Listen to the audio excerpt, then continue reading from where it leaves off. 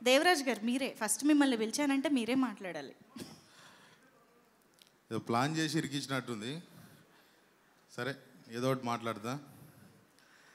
అందరికి నమస్తే అండి. డైరెక్టర్ గారు చాలా మంచి సినిమా చేశారు. మేము కూడా మంచిగా యాక్టింగ్ చేసినాం. మా హీరో హీరోయిన్ కూడా చాలా బాగుంటారు. వాళ్ళిద్దరికంటే విలన్ ఇంకా బాగుంటాడు. వాళ్ళ బ్యాచ్ ఇంకా బాగుంటుంది, ఎందుకంటే మేము కాబట్టి. చాలా సంతోషం. ఇక్కడికి విచ్చేసిన మా యాట సత్యనారాయణ అన్న ఒక ప్రభంజనం.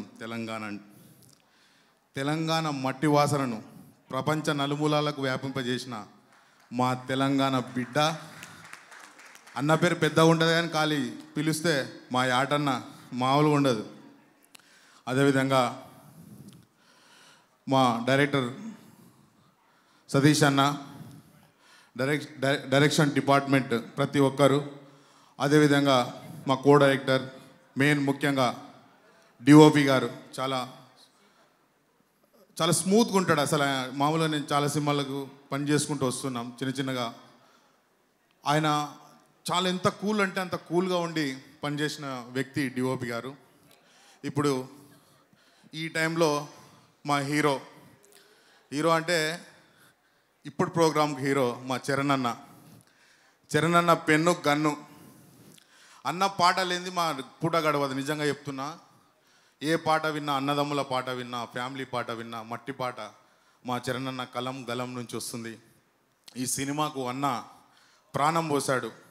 ఆయన పనిచేసిన తీరు, ఎందుకంటే నేను దగ్గరుండి చూస్తున్నా. ప్రొడ్యూసర్ గారు మాకు చాలా ఆప్తులు కాబట్టి ఈ సినిమాలో యాక్టర్గా కాకుండా దగ్గరుండి ప్రతి ఒక్క విషయాన్ని మనం ఇన్వాల్వ్ చేసినందుకు మాకు చరణ్ అన్నతో కూడా చాలా సన్నిహిత్యం పెరిగింది. అన్న చాలా ఏళ్ళుగా పరిచయం నాకు. చాలా సంతోషం.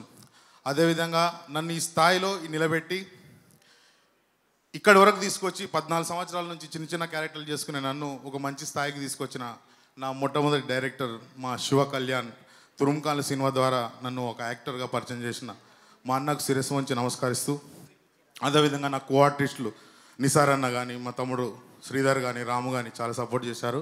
ఫస్ట్ కాబట్టి ఒక టైం బాగుందని ఏదో మాట్లాడుతున్నా, తప్పుగా మాట్లాడితే క్షమించండి. అదేవిధంగా మా రాచాల యుగేందర్ అన్న ఏం అడిగినా పార్క్ వచ్చాయంటాడు. అంటే మా అన్న రేపు పొద్దుగాల ఈవెంట్ ఉందన్న, మనం గెస్ట్లను కలవాలి, అక్కడ కలంటే ఏడునో పార్క్ వచ్చి అది ఏం విన్నాడు అన్నాడు. అన్న ఏడున్నా అన్నే సోఫాలో కూర్చొని సెటిల్మెంట్ చేస్తుంటాడు అన్న. చాలా సంతోషం. మా అన్న నాకు గాడ్ గిఫ్ట్. థ్యాంక్ యూ అండి.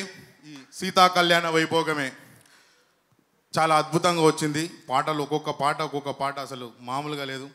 చాలా అద్భుతంగా తీశారు. చాలా థ్యాంక్ యూ అండి.